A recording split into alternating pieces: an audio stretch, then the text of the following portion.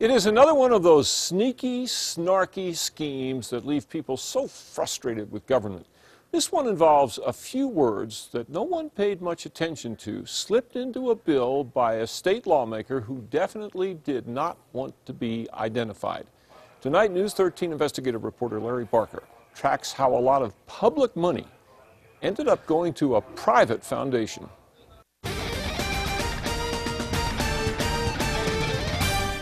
The State Fair is a 100-year-old New Mexico tradition. There are the prize-winning pigs, pies, pumpkins, the burritos, brats, and burgers, rides, ristras, and rodeos.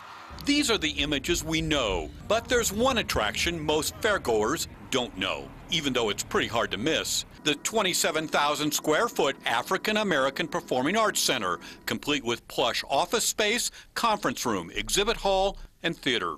The four-year-old center promotes New Mexico's African-American culture and history. Legislators poured millions into the project, but our investigation found this building at the forefront of a state scandal involving abuse of power, legislative shenanigans, secret backroom deals, and the diversion of public money. Now, unlike most agencies, the fair does not get its operating money from the legislature. Instead, the state fair must rely on other things for funding, such as parking, concerts, and food court rentals. Dan Morning is the new state fair manager. How much did the legislature appropriate for the Indian Village? None. How much for Villa Hispania? Zero. Tingley? None. But that didn't stop lawmakers from sending the fair extra bucks, hundreds of thousands of dollars extra. But there was a catch. Keith Gardner is the governor's chief of staff. Even though the State Fair received those dollars, they couldn't expend them on anything other than the African American Performing Arts Center.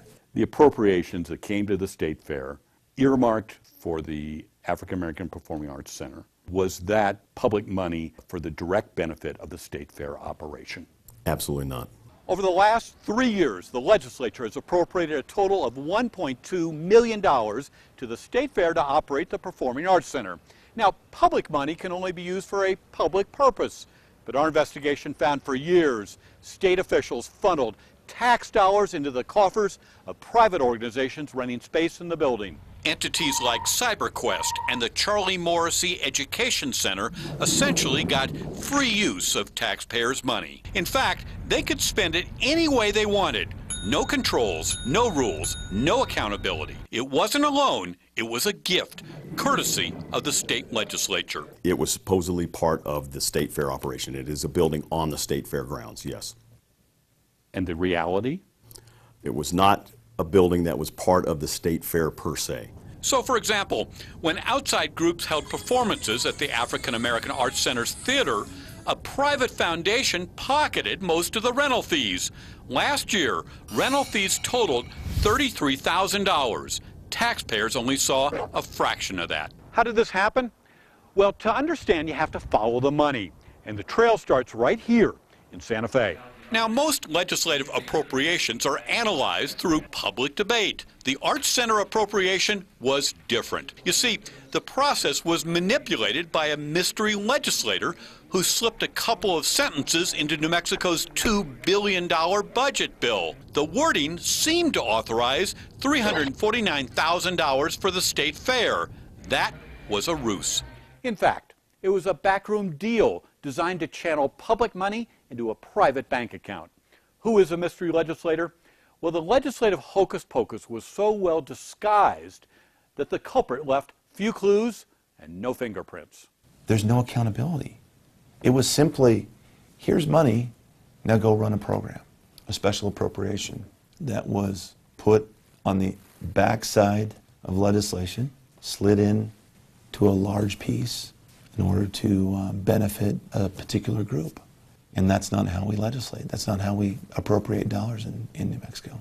If the money went to the benefit of a private foundation rather than New Mexico as a whole, is that appropriate? In my estimation, it's not. Representative Conrad James serves on the House Appropriations Committee. He believes the center is a valuable state asset, but he says the legislature funded it the wrong way. I believe that we as legislators need to be more cognizant of our responsibility to the public to make sure that their tax dollars are being used for the public good and not for a private entity. And it doesn't matter what that private entity is, a foundation, a company, or anything else. This year's massive legislative appropriations bill landed on the governor's desk in March. The governor looked at House Bill 2 line by line, and you've seen how thick that document is.